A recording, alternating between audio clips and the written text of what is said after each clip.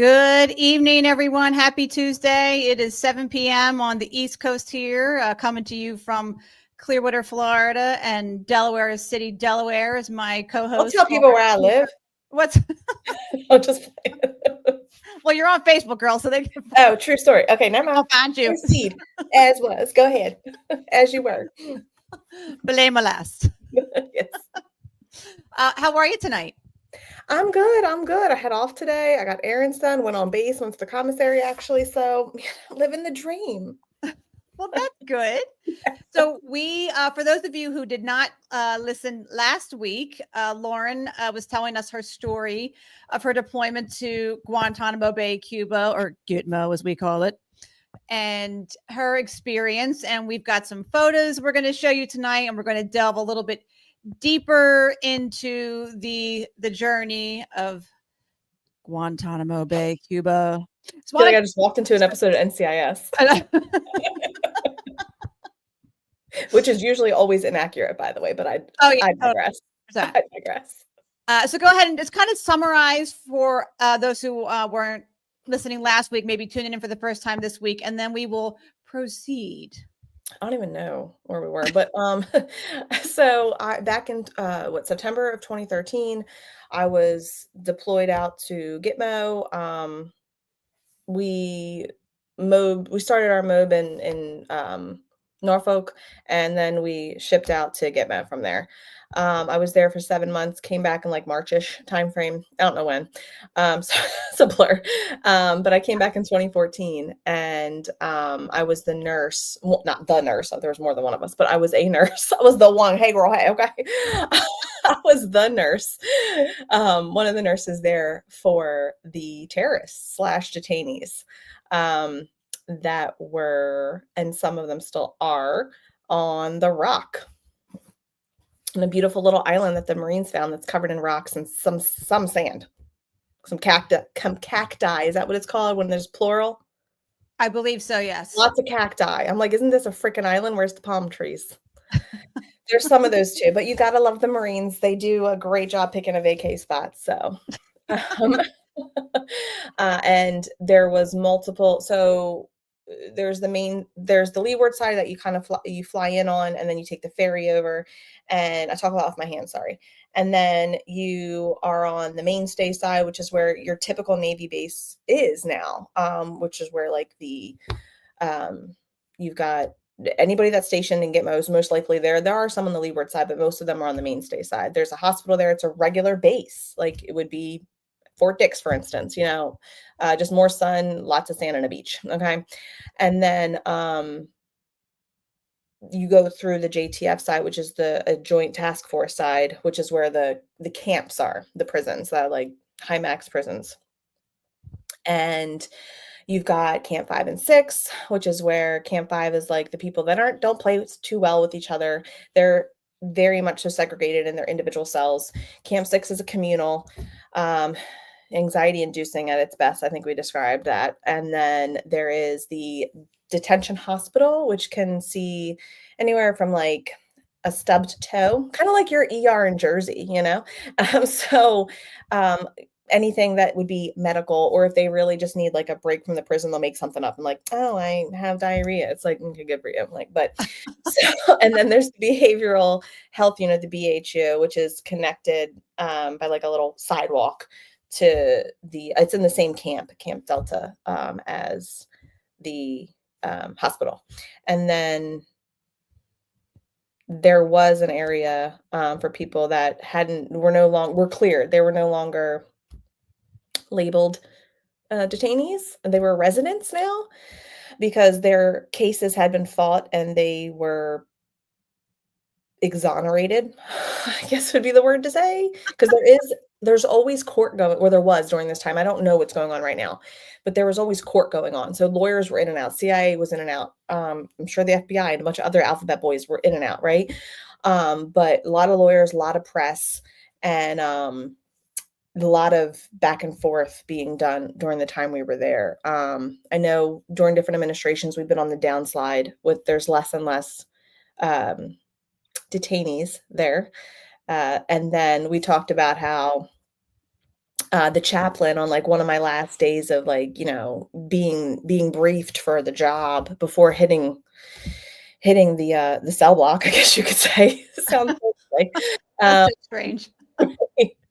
is that he was like, "Do not love and do not hate," and that was like something we talked about, like it stuck with me because I ran into like that ethical dilemma when I was doing an e-feed with a detainee who made a joke and was legitimately funny. And I remembered that joke for like years. Now it's just somewhere in the back of my brain, living rent free, that I can't really remember much about. But it was really like a huge conflict that I laughed at it because I'm like, that's not supposed to be funny, like I'm not supposed to laugh at somebody that outside these walls would totally probably, try to kill me. So, um, but and then we talked about how some of these individuals were really wrong place, wrong time. And I mean, I think it's not, I mean, yes, they all have a story to tell you, and they're master manipulators. Like, I mean, creme de la creme of manipulators. And they'll pretty much tell you anything to win you over, sway you, whatever you want to, however you want to word it. But legitimately, you could tell that some of them were just in the wrong place at the wrong time, much like I imagine like during Nazi Germany, right? Like I'm going to kill your family or you're going to join me because I need numbers. So I imagine that probably happened during this too. I don't really give anybody a pass. But his words stuck with me because it was like, all right, like it's so heavy to carry that hate, Kristen. Like I cannot like somebody, but to hate them, that's heavy. Right. And that was like a huge ethical thing because, like, I watched the towers fall. You watched the towers fall. We remember exactly what we were doing. And then when we got the word from, about the plane of Pennsylvania and the Pentagon, like, we all remember. We all have a story about what was going on. So, how was I not supposed to hate them? I mean, they're the main drive besides the history that we chatted about of like the push that my ex and I, what we went through, the push that I needed to like physically finally join was him, obviously, but like 9/11 was a big impact on that. So to know that these guys blew up my brethren, my sisters, every time they were over in Iraq or Afghanistan or whatever, and I'm sitting here like, you wanted some honey and you want a cheeseburger and not a hamburger, and that's the problem today. Okay. Okay, yeah, sure. I had to be nice to you. Right. Like this isn't even a hospital. It's definitely not a Hilton. F off. Right. Like, so it was hard because some of them didn't hate you. They just existed. But there was such a large volume that truly did. And that was, yeah, a lot. So Yeah, it's interesting that you bring up, that carrying that hate and that level of just like the heaviness that it weighed on you. Because I remember when we were deployed to Kandahar, that there the pagers went off, mass casualty, some of the Afghanis who had attacked a bunch of Americans, and um, we were all just like on edge. Like we raced to the hospital and getting ready to receive casualties. And I just remember like we were angry. We were very mhm. angry. We were just nurses like in the ICU waiting for these casualties to come in. And they were coming in from, I think they were like up near Bagram, and they had to be airlifted down to us. And we were like, where are these, insert completely inappropriate comment. Oh, of We course. have guns. Let's just go find them. Yeah, let And me be like their judge and their somebody was executioner. like, what are you gonna do? Just gonna run off into the dark of the Afghan night and go to just start I shooting? got my scalpel. I was like, what? Well, because we were so angry and anxious. We I know. just felt like we needed to go do something because sitting and waiting for these casualties to come was making us crazy. And they eventually came in, and thank God we were able to stabilize all of them and save all. I think there were 5 or 6 of them at the time. But like that mentality of they hurt our brothers and sisters, we have to go and do something was like very like it just kind of like happens innately, and you just want to go and do something, and just that level of anger and oh my God, and just trying to get past that. And Mhm. Once they finally arrived, okay, we were distracted because the muscle memory kicks in and like you're Yeah. putting IVs in and getting blood and all that kind of Sure. stuff, and it went away. But we were just woo, like you think about that, and it's like I'm getting anxious right now thinking about it. I can tell. Yeah, you're tense. It's like it is like that feeling is just so intense, and there's Yeah. like only people who have been through it really can kind of Yeah, there's understand. not exact words, but, like, as you say, you're like, "Yeah, no, I know how you feel." Right. No, I know. And I guess it was like for us, it felt, I guess, like, was sterile in a way, very sterile sometimes because it was very dark and cell block because we were in a prison, right? So, like, these people don't have, like, porthole views of this beautiful beach. You're in a freaking cell block. It is solid concrete with whatever barbed wire around and all this other crap I can't even begin to tell you. I didn't make the building. But it's sterile and dank and creepy because we talked about this, the prayer call echoes and like it haunts your soul, right? Mhm. Like to its core. And I'm sorry, my child is screaming in the room that I share a wall with right now, and it is really like, oh my God. So, is he all right? But my husband's got him, everybody. Sorry, it's not like I'm leaving him alone. But Yeah, don't give us any hate mail. yeah, He's no, he's okay. fine. We're all good. He just doesn't want a nap. But anyway, so I they're good at faking something, a medical emergency, and the army is there for the as the guards, right? And usually they're MPs that are cross-trained to be guards. So they are there and they go in and, like, secure and make the situation safe, but they're not nurses or corpsmen. So they don't really know much about, is this person really down? Was that a seizure? Was this or that? Was where did that come from? Is that real blood? Is that ketchup? Like, they don't They like, don't. they don't know, and it's not their fault. They are trained on basic life support and how to respond and, like, secure a neck for, like, transportation type of thing if it's a medical emergency. And so, like, they secure it, but then the corpsmen go in, and if there's a question, you go. You know what I mean? Like, the corpsmen are amazing, don't get me wrong, they're, like, top I would they are phenomenal. Top tier in my book, there's nobody better than them.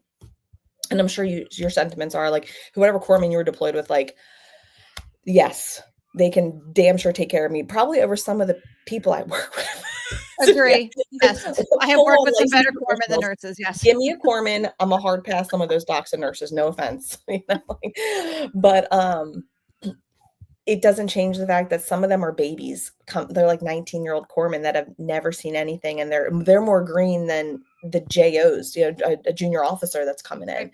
because the junior officer is still a seasoned nurse, typically. You know what I'm saying? Like, they've seen enough. So, yeah, it can be, like you said, anxiety inducing. You're like, "What am I walking into?" Like, at least in the ER, because I was in Trenton at the time when I got the call, working knife and gun club, at least I knew what I was walking into when I walked into a trauma bay, or when Right. I walked into neuro bay, or just the general, like, 1 through 4 was shit hit the fan bays.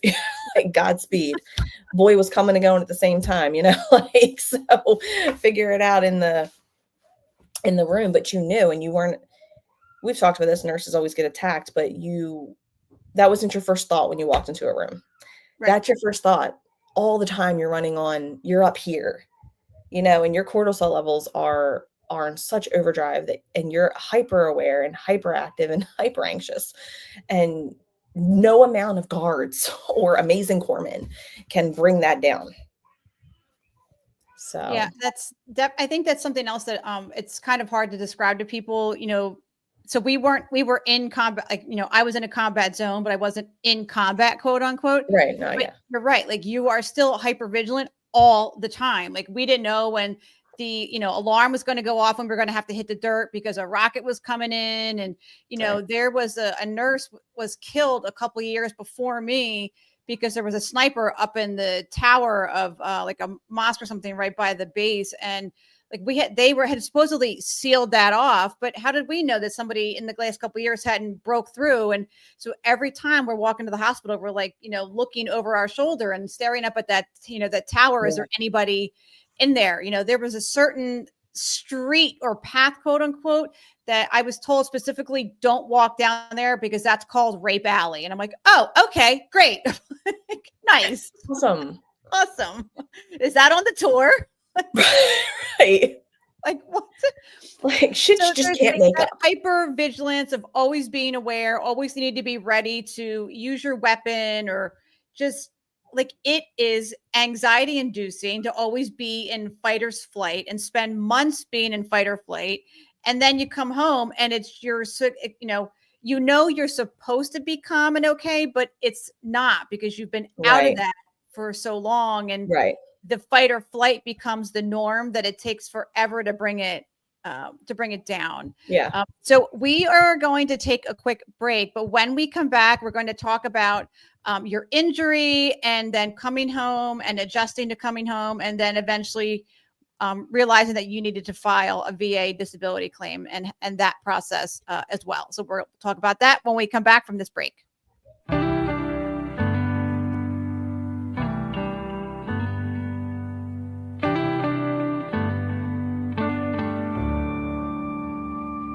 Signed up to fight for freedom. What a price you had to pay. Picture in her helmet, missing family every day. Your Lady Liberty, dressed like G.I. Jane. Some scars we'll never see. She will never be the same. She's a mother, she's a daughter. She's a sister and a friend. Standing tall in that uniform until the very end. When Uncle Sam called, she signed that line to serve. 'Cause you can't spell hero without her.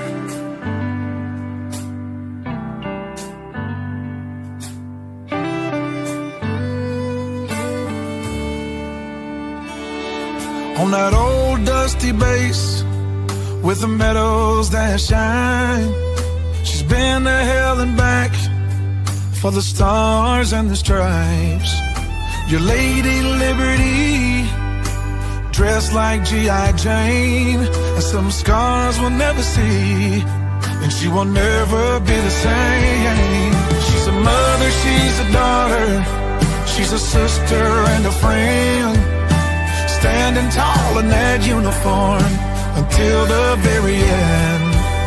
When Uncle Sam called, she signed that line to serve. 'Cause you can't spell hero without her. Yeah, yes.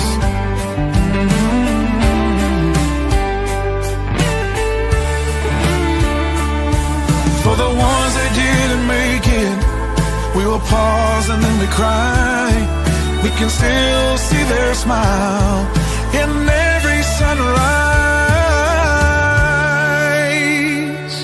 She's a mother, she's a daughter, she's a sister and a friend, standing tall in that uniform until the very end.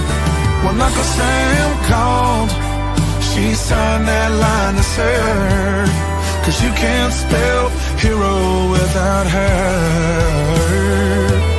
'Cause you can't spell hero without her.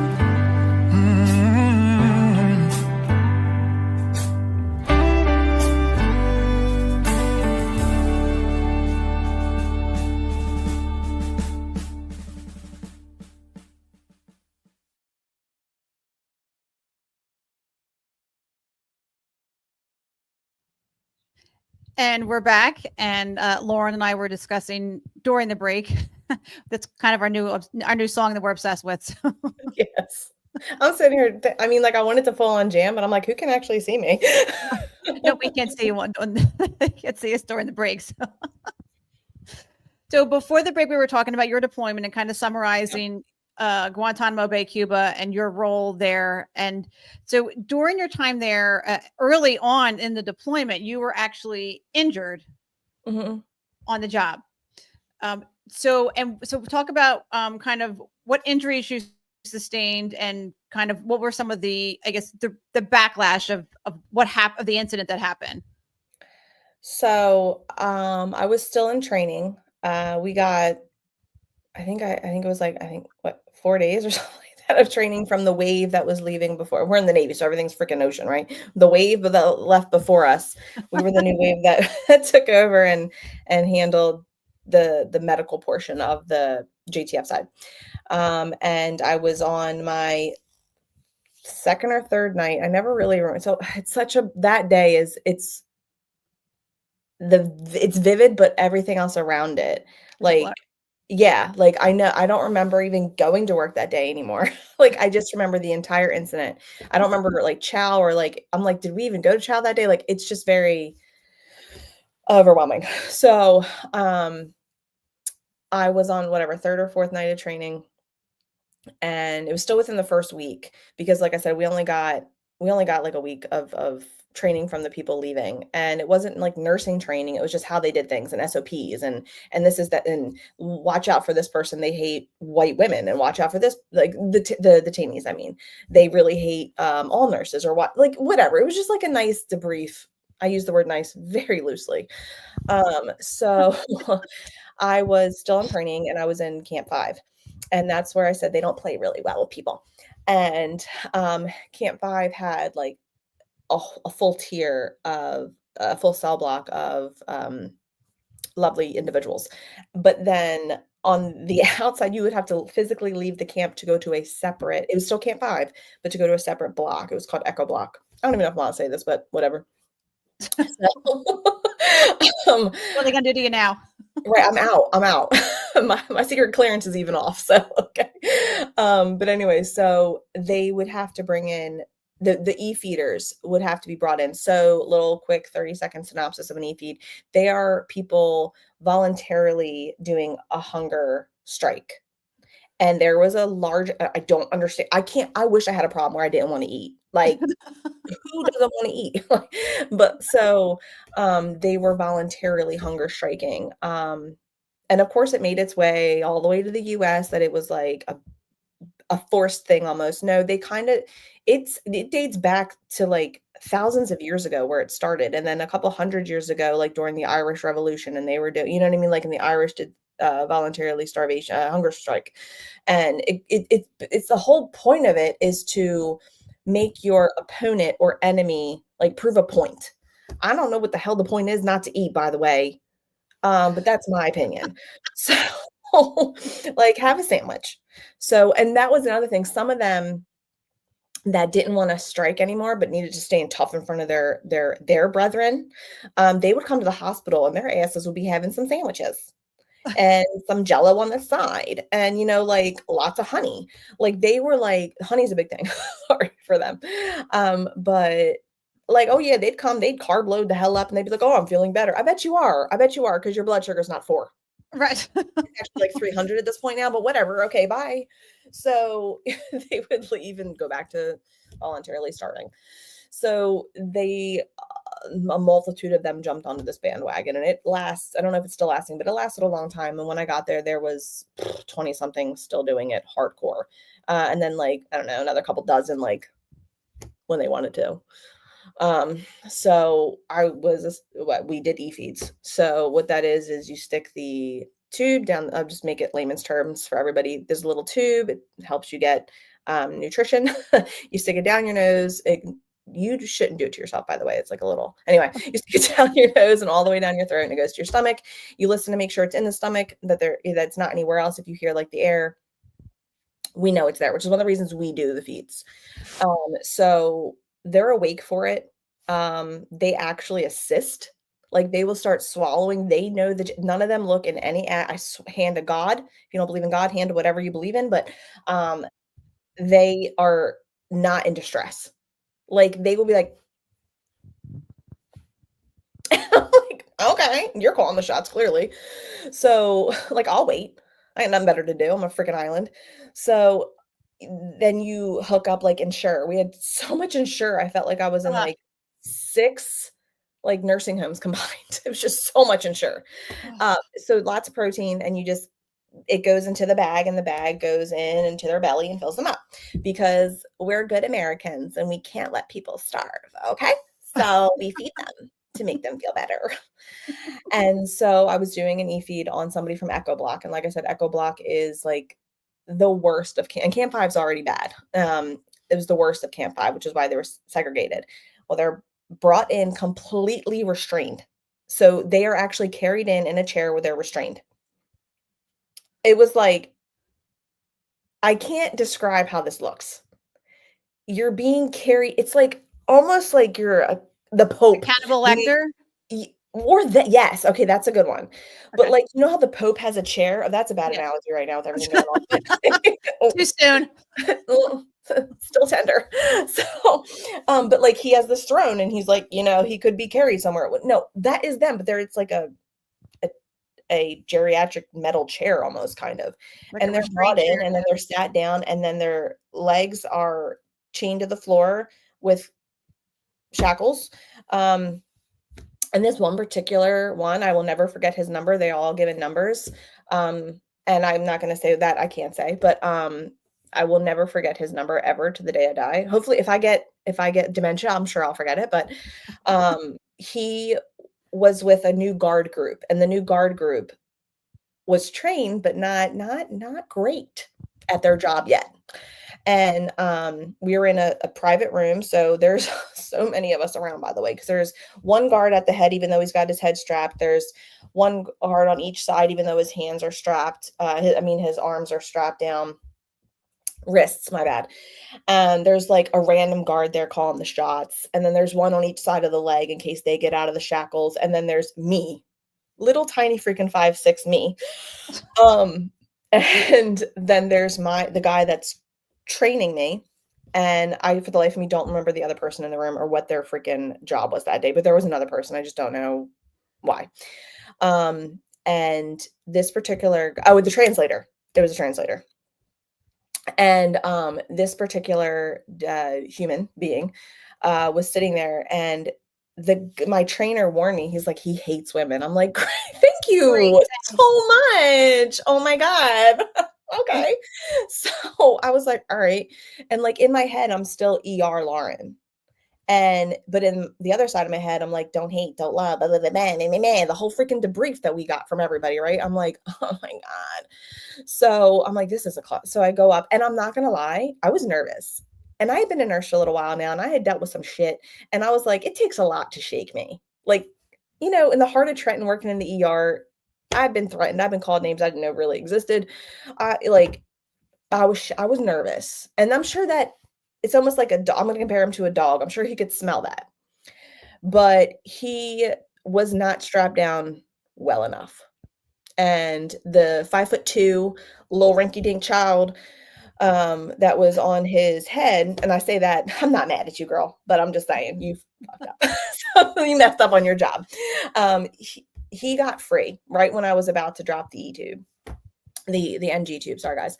And he broke free from his arms, and his head was never fully, I guess, I don't know the term, latched, I guess. I don't know. I don't do that part. I'm a nurse. But he broke free and bit me. And he bit my right arm because I'm right-handed. That's what's in front of him while I'm doing. And every part of me wanted to, because that's the hood me, and I can't do that. That's Nurse Ratchet. Yeah, Nurse Ratchet indeed. I was like, and so you have no seconds to think, right? All I could do was like be Nurse Lauren in the ER, because I'm not going to punch my patient in the face either. So I shoved my arm back into his mouth. I shoved my arm into his because you can't do that. You start to like kind of buck and choke. If play around, find if you guys want to do that and a trial run how that works for people. But he couldn't handle it, and so he let go. Thank God it never went through my uniform. It never broke skin. I mean, it was red because like he was clenched, but never broke my skin, thank God. And that uniform's gone. But so he like sat back a little bit, but it was not enough time for them to physically grab. And the female at the front really probably shouldn't have been there because she was tiny. And not that he's not tiny, but man, these guys that don't eat are so freakishly strong. It is insane. Like I'm dead, like insane how strong they are. And he was able to like rebound real quickly and came at me. And he punched like my chest area and shoved me, and I fell back into a wall, and I don't know what I did to my leg, but my right thigh has hurt for the last 11 years or 12, because I guess it was 2013, so almost 12 years. I I didn't black out, but the way I fell against the wall, I didn't fall gracefully, I'll say that much. And he made full on physical, like, assault contact. I don't know if it was 2 hits, 1 hit. It was just a lot going on at once, because then all of a sudden, all the guards, even like the ones walking down the hallway, like, it was just like this mass. And it was like this small ass room, like so small, like claustrophobic small, like maybe the size of an elevator plus half. So the fact that we're all piled into this small room, and I was just physically assaulted, like punched and then shoved, and then whatever else, tripped, hit, I have no idea at this point, like all the things that happened afterwards. But I'm against the wall when like the mass amount of like camo came in and finally got him down back in the chair. And I just stood there. I didn't cry. I didn't laugh, because, like nervous laugh. I didn't do that. I was just like, nothing. It was nothing. But I looked in his eyes when he was attacking me, and I looked in his eyes when he sat back down, and there was nothing there. And even if he hadn't like full on physically assaulted me, his eyes would have been enough to haunt even Hannibal Lecter, since we brought that up. There was nothing. It was black. It was soulless. It was evil. I've never seen evil, but that, like, I've seen evil. We see evil every day as nurses, what humans can do to each other. But like, this was on a whole other level. Like, there was something running around up in there. And it was horrifyingly terrifying. Horribly terrifying, horrifyingly, whatever. I don't know. I made up 2 words and they work. And that was enough. Like, I will never forget that look, because he was so satisfied afterwards. Like, it was almost like he got off. And it was hard, because I'm like, this is bullshit. I'm here to feed somebody that doesn't want to eat anyway. So, and then to keep him alive, because God forbid something happened to them. And I was just full on, like, I had never been punched in the chest like that. Now, I met my husband in a prison. No, he's not a terrorist or a detainee, as you would. He was one of the guards, and he was not there that day. He wasn't even in that camp at that point. But he had heard about it through reports. And when we first started talking, he's like, "You're the nurse that got punched in the face." I'm like, "Excuse me, nobody touched my face." Like, that was my biggest, no one hit me. Story right. Right. I'm like, I got punched in the chest. Like, get it together. So, like, but I don't know. His punch wasn't, it was hard, but for as freakishly strong as he is, looking back, probably should have broken a bone. I don't know if I don't know how he didn't. I guess because it is, the sternum is hard. I mean, there's something to the uniform, but we also come from different stock, like, so I think yeah. You've got that Delco thing going on. Yeah, I could take a punch. Sorry. But the guy the guy who was training me and I relieved, he was like, "Why don't you walk it off?" Walk it off where? I'm in prison. Where am I going to go? Legitimately in a prison. And he was like, "Just go back to the nurse's station." I'm like, "Cool, solo." By the way, the nurse's station was just us, because the other ones were doing e-feed somewhere else. So I'm sitting in the nurse station alone, which, by the way, the nurse's station is the size of an elevator. With 2 computers that are so hot, you're sweating in there. So you have to deblouse, because you're like, oh my God. And just to sit there and think about it. And it was horrible, because I'm just replaying it in my head. At the same time, I'm numb. And I'm like, and you ever like get in a fight with your spouse or a friend or whatever, and you're in the shower the next morning, and you're like, "I should have said that. Damn it. I had and all the things come back. I'm sitting in there and I'm like, "Oh, I should have hit him," like all the and I'm like, "No, I don't want to be sent home. It's like day 4. Oh my God, how would that look? I'm going to get my rank pulled." Like, all the things are going through my mind. And it was a lot. So to speed up, I reported it to my CO that I was like, "Look, and they knew, because the guards have to report it. So the guards had it in their log, and it was talked about. I don't know why. I'm like, why? Because the girl got punched. but like, do your job and I won't get hurt. Right. But it was talked about for a few I guess it was kind of like a learning point for them. Like, how did this happen? Right. So it was discussed for a few of their whatever, I don't know what they're called. Technically they're formations, but they're not in formation for it. They're in a prison. You know what I mean? And then it was in their logs. So I was almost like the guinea pig for the new wave of they're not called a wave, but the new guards that came in. It was almost like, oh, what not to do anymore because DiPietro got her ass beat. Like, but no one knew that was my name, by the way. I had a whole different, we talked about that block name. And that's in and of itself weird because you're stripped of your identity and now you're not really stripped of it. That was very extreme, but you get my point. Right. You're not you, and now I'm assaulted on top of it, and I'm like, I want blood. And it was hard. And my CO was like, well, what's wrong? So I told him my CO happened to be our medical CO, I should say. And I was like, I'm fine. And he was like, okay. Sure. And You I'm are. like, right. He's like, sure, right. Why are you limping? I'm like, my leg just really hurts. And he was like, did you fall on your leg? I was like, I don't know.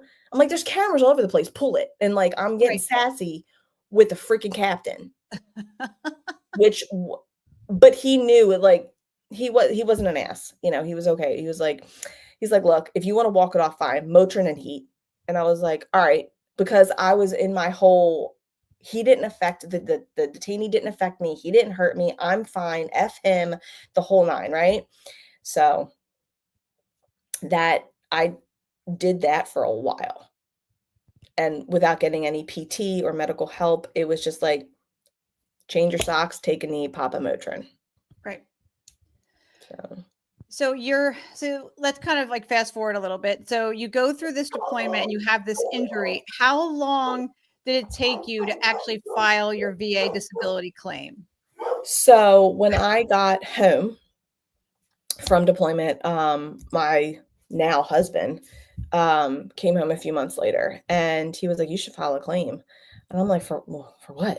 And he was like, for what happened? And I'm like, nah, I'm fine. Like, that's for people that like lose a leg or get hurt. Like, I'm walking around, I'm fine. I'm not going to file a claim. Nothing's wrong with me. Like, I was so proud. God forbid something had really be wrong with me, right? Right. He's like, okay, you can't sit in a car for more than 20 minutes without being in excruciating pain. Maybe you should file a claim. He's like, and he's like, and maybe for some other things too. Right. And I'm kind of went to the friends thing. You're like, so I was like, okay. So I got him in March. A year later, almost to the day, I finally filed a claim at the VA. I had no idea my ass from my elbow, what I was doing. No one there was helping me. I went to the one in Delaware at the time because I happened to be living here, and it got denied. And it got denied rather quickly. They pulled me in for a compensation appointment at the VA, like, oh no, 2 months later. And she was like, you just pulled your IT ban probably while you were running. I'm like, you think I was running in Cuba? Right. You think that I'm just going for runs? And so I pulled my IT ban. So not only was I not validated, but I was made to feel like I was a moron and an asshole. So that just furthermore, I was like, oh no, I must be fine. I must be the one that, you know, and it beats you down, Kristen. And to the point where you're so discouraged. And I'm like, that's the system. They want you almost to be discouraged because It's like gaslighting. yes, medical There's nothing wrong gaslighting. with you. Oh, Are you sure? I feel like this isn't normal. Right. Right. So they, by the way, the VA does not use the VA anymore for your appointments. That has changed. They use outside providers. So take that with a grain of salt. Why that is the way it is now, I guess. But it was just so belittling. And it was like I had to relive it each freaking time they asked a question. And each freaking time they wanted a new lay statement. And each time, and then just to be told you're fine, you sprained your IT band, which by the way, you can't actually sprain your IT band. So I don't know who this provider was or where they went to school. But and then nothing. I mean, not even like a thought for them to ask me about like anxiety, depression, how I'm sleeping, nothing. And that, I guess, I probably would have lied because I wasn't ready. but it still wasn't there to ask. They still, that wasn't given to me. But you The had unit, stopped it down, and then they kept denying you and making you feel stupid and and invalidating, super inferior. stopping it down more. So I'm sure that was totally helping. Oh, it was great. It was really good for my mental health. Which, by the way, I started running more. So thank you for that, VA. So, and that kind of became my therapy until I hit a point in 22-ish, late 21. I don't remember now, sorry, but where I mean, I have a kid, right? At that point, I have two now, but I had a daughter, and I was like, who this, and she wants to be a pilot in the Navy, and that hasn't changed in 2 years. And I was like, I in good faith don't want her to join a military that doesn't give a crap about her. Because what's that saying we were always told? The Navy doesn't love you. You got to love the Navy. That you love the Navy, but the Navy does not love you back. Correct. And that's true. But the VA hates you. So I was like, I don't want my baby to go through any of this or more. The VA is your abusive boyfriend. So the Navy is your, yeah, the VA is that indeed. So, I sat down with my husband, and this is right before he went through his medical retirement, actually, like a forced medical retirement. He did not want to get out. So that was fun to deal with too. And I was like, I feel like I should take this seriously because it's kind of like impacting everything. And I am in pain still, and it's been 10 years. And he was like, okay, yeah, it was 10 years. So it was 2023. And he was like, maybe you should. And so I was like, I don't know what to do. He's like, let's go. And so we went to the VA on Long Island, and I went, and they were much more helpful. They're like, go online, do this, do that. And then you're on your own. And I'm like, great. And they're like, but you can call the American Legion. I'm like, the who? For what? For what? Yeah. Why? What are they were they there? Was that they saw the camera play with the nurse that didn't get punched in the face, but actually got punched somewhere else? They saw that.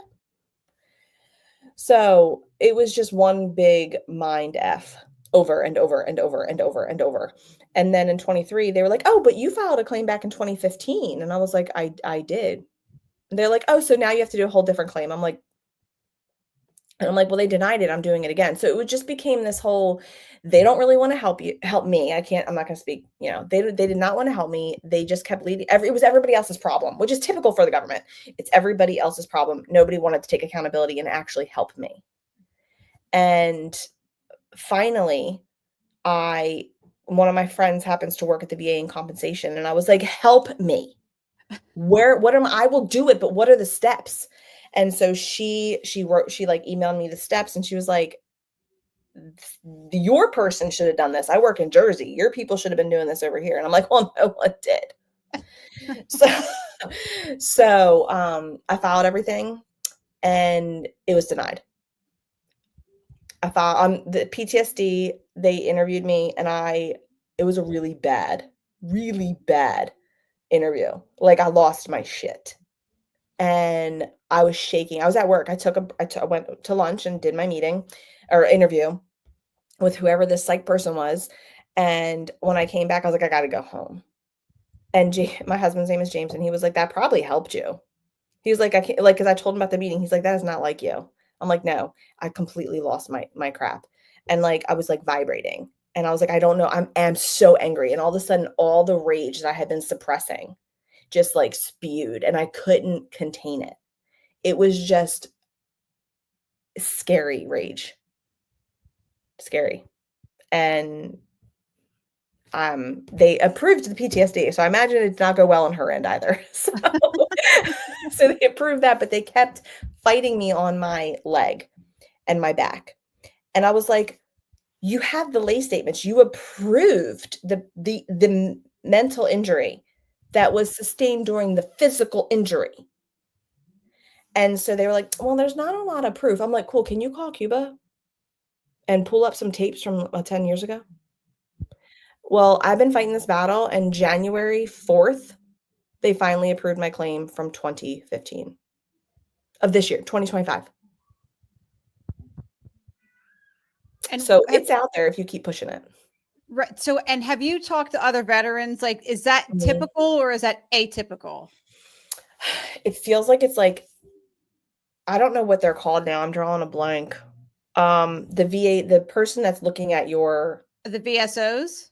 no, Oh, the person assigned to look at your record and to okay. look at your complaint and to look at your disability, quote unquote, like what you're claiming.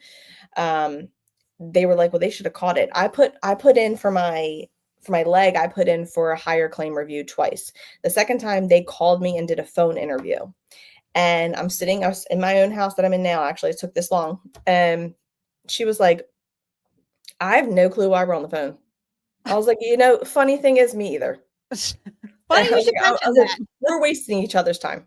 And she was like, it says right here everything that you're saying. We have the information. I don't know what more they want. I'm pushing this through. And when I tell you she validated everything I've been saying for 10 years and not saying also for 10 years, I start crying. And I was pregnant, so I was super hormonal anyway. But it was like, oh my God. And then it was kind of like I went through therapy and I never cried during therapy. But it was like, because I'm just talking about it, but I was finally validated. And it was like, oh my God, I didn't make any of this up. The lay statements, clearly I really submitted them and I'm not a delusional MFer. Right. Like it was just, it's been a road and I'm not done. I'm still in the middle of fighting another claim that I submitted in 2015 because of certain exposures while I was deployed. And I'm like, yeah, but that's documented. Like when you come home, you do Right. you do a survey. Right. They have the survey. What more do you want me to do? So you get deployed, and so the one good thing that came out of it is what you met your husband. So that's It depends good. on the day. What day it is, if that's a good thing, Totally right? true. It's Any marriage given for me. be happy or not so happy with our husbands. Totally But fair. yes, that was a good thing. And the people I met some amazing people. I don't have an advocate. I just saw that comment. No, I've just been fighting it my damn self. Uphill battle. So you go through this deployment and you have this injury and you struggle and experience a significant amount of frustration in terms of filing this claim. What resources are out there that you want people to be aware of so that they don't have to go through the same struggles that you did? So I want people to know, number one, you actually can call the VA. There's a main number, like the main headquarters number, and they are supposed to help walk you through how to file your claim. I talked to somebody on there one time and this is before you know what you know. Like, if you don't know, you don't know. Right. You don't know what you don't know is the whole saying, right? Well, I didn't know. And they were like, no, just download it on XYZ and print it and send it in. I'm like, okay, but how? And they were like, well, the instructions are there. Have you ever looked at a government form? Look at your IRS in general. It's about as clear as mud. Oh my God. That's so true. So right? True. So I'm sitting there and I look like I have a 4th grade education. I'm like, oh my God, what does that say? I don't even know how any of this, so long story short, you can call headquarters and I can provide the number in the comments at the end of this. And they're supposed to, because the next person I talked to was like, okay, honey, let me help you. And I'm like, boo, you my favorite human being right now. And she walked me through all of it. And then the thing is, always call that headquarters number. You can call the American Legion and you can get an advocate and you can actually go to the VA and they're supposed to help you there. You go to the compensation area or you just walk into and be like, hey, where do I go if I'm filing a claim and need help? That's what they're there for. The person at it's like the Walmart greeter, well, the VA greeter is supposed to help you. So direct you to where to go, go to door D on floor 6, whatever. I don't know. So, but yeah, there is a lot out there. Sorry, I'm reading as I'm talking to you.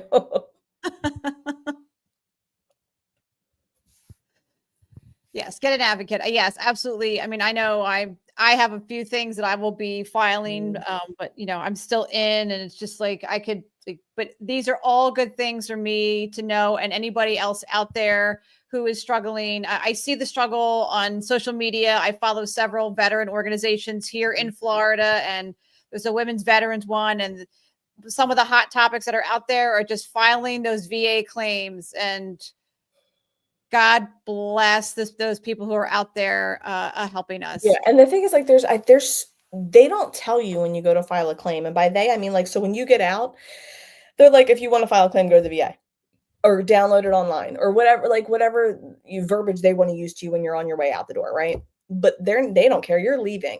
What happens to you after is no longer the service's concern. Essentially, like they've got people coming in, they're trying to get on track.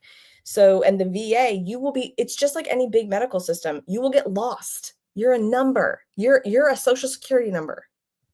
Like that's your file number.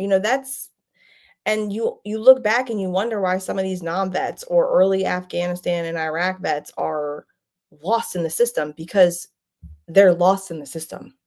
Nobody's helping them and they don't know where to go to get the help, because no one is being like, hey, I'll use his verbiage, advocate. No one is saying, let me find you an advocate. Let me get you an advocate. Because if you're not admitted and social worker sees you, you're screwed, because the VA is a complicated system. Filing maybe I should. Filing a claim is a complicated system, and it's not always straightforward. Some people have no problem. My neighbor 3 doors down, her husband served, he filed a claim. He was only denied one thing and he's at 70%. I'm like, well, damn. And you got out like 15 years ago. So it's more direct for some people than others. I think it depends what they want to fight, what time of day. I really don't know if this is true, but it sounds like, to me, feels like, I mean, the closer you are to the end of their fiscal year, the harder they're going to make it. The more they fight you on it, because I was denied. And then all of a sudden at the beginning of the fiscal year, when I redid it, I was approved. And I'm like, oh, that's weird. What facility you're going to, Ike wants to know. I am 30% or better. I'm 50 right now, but if this next one gets approved, hopefully it goes to 60 or 70. I go to the Wilmington VA for my care, and my care is phenomenal. Do not get that twisted. I have an amazing PT person. The women's health is beautiful. I love their services. I have no complaints except for the people at the front desk that never answer the freaking phone. But the medical professionals are amazing, top tier. For where I go, for who I see. Now my husband also goes there, and he does not feel the same. It is a whole different game for him. But I have no complaints about the actual providers. It's the claim process. So, and it's also the VA. I think I told you when I was pregnant, they outsourced my care to a local, that sounded bad, but like a local hospital. They're like, who do you want to go to for your OB? I chose the level 1 trauma center in the area. And the VA pays for that. So the VA then kind of becomes your insurance, since they're providing you're getting community care instead of going through the VA. And they would pay all my bills, all my ultrasounds, visits at the OB, etc. Well, on Christmas, I was in extreme pain, and I was like, I don't think this is labor, but something's not right. And I went to the women's triage, and I used my authorization number that I've been using, and VA refused to pay the bill. I was like, I'm sorry, but this is my auth number. They're like, no, you need an auth number for urgent care and ER separate. I'm like, and how do you get that in an emergency on Christmas? Because y'all barely work as it is, but you, especially on a holiday, I know you're not working. And he was like, oh, well, it says in SOP, I'm like, okay, pretend I'm stupid and I never got all the SOPs the VA has. Right. What are you talking about? And so if you are 30% or over, or I don't remember the exact number of a certain amount of disability, service-connected disability, the VA is you can go to the VA for free. If you are under a certain percent of service connected, you can go to the VA, but you need insurance. So my care is free due to a certain percent I have it over, as long as I'm being seen for the issues I'm being, like women's health is different. PCP is different. You can be seen, but to see like a specialty. So women's health, I'm covered, right? But PT, I go for my back and my thigh. It's covered because the injury is directly related to being in service. So one of the things I'm going to put in the chat at the end of this real quick is that the number that the guy told me, he finally educated me on everything. And he was like, you need to spread this to every veteran you know. This is the number you call, and you have to call within 24 hours from the moment you check in, the clock starts. You need to call this number and a different authorization number, or they will deny. And I'm like, this is a $1,500 visit. I am about to drop a baby out of my vagina any minute. I do not have the money to pay this. Like, Figure it out, VA. And so he helped. Well, he was an asshole at first, but after a while, he like warmed up to me, and he walked me through everything. He was like, "You need to spread this to everybody you know because this came into effect in 2019, and they have not told anybody." And I was like, "Well, isn't that a nice little way not to have to pay an extra bill and leave it on the veteran?" Interesting. Yes, so I'll provide that information too because none of us should be paying for emergency care if we're a certain percentage and we're getting, you know what I'm saying? So go ahead and put that number in the chat real quick for us. And while you're doing that, so you went, you had this experience in Guantanamo Bay, Cuba. And so overall, looking back on your time in Cuba, despite this experience that you had with this being attacked by this individual, how would you describe your deployment? The work sometimes was hard, mentally. The work sucked, right? Because it's dank and sterile and dangerous and joyful, with the people you're with. But your off time, you're on a base. There's no bombs going off. It's a different type of deployment, right? The only danger I'm in is when I cross into the JTF side. And if from the moment I step onto the camps is whatever happens, happens. But when you're off, you're off. Now there's no connection really with the outside world. Like the internet sucks. You can't really call people, etc. But you almost don't want to talk to anybody. You become the people. I did not really want to call home. I had a really hard time adjusting when I got back. I felt very exposed, very vulnerable. I was like, where's my shield? Where's my this? Where's my corpsman? Right. Like it was so hard coming home. Hard. I never even wanted to leave my room until my apartment was ready. I went back to my mom's house, which I haven't lived there since I was 18, but I went back there for like a month while my apartment was getting ready for me to move in. And I barely left my room. I was like, I don't want to be here. I want to be back in Cuba. And that's a weird thing to feel because you also know you probably shouldn't be feeling that. But I met some amazing people, sailors while I was there, and my husband, he's Army, sorry. amazing husband, depending on the day, and amazing sailors, people that have shaped the course of my life moving forward because they were there, you know? Well, I'm very thankful for you coming on and sharing your story tonight with us. And thank you. Of course, absolutely.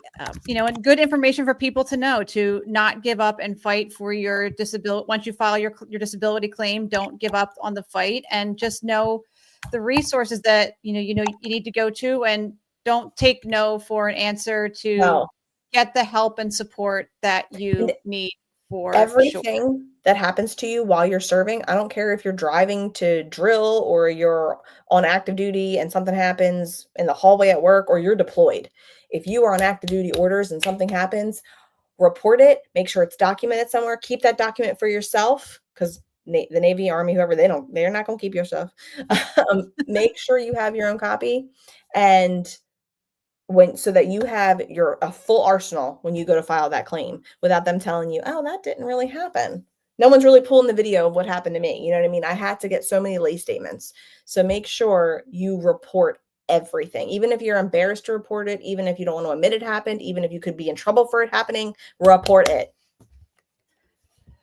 Great advice for anyone still serving, and great advice for our veterans. Thank you so much, Lauren, for coming on tonight and sharing your story. And we will see you back in a couple of weeks. And you can join me next week on the Dog Tag Diva podcast. And I'm here to remind you to greet each day with purpose, passion, and tenacity, and be kind to each other. Ladies and gentlemen, thank you for tuning in to Military Broadcast Radio. As we wrap up today's show, we want to remind you that the podcast of today's episode will be available right after we go off the air. So if you missed any part of the show or want to listen again, be sure to check it out. And remember, we're here to support and honor our veterans. Your stories and experiences matter, and we are committed to giving you a platform to share them. That's right. We're here to give our veterans a voice. So don't forget to catch the podcast and stay connected with us, giving our veterans a voice.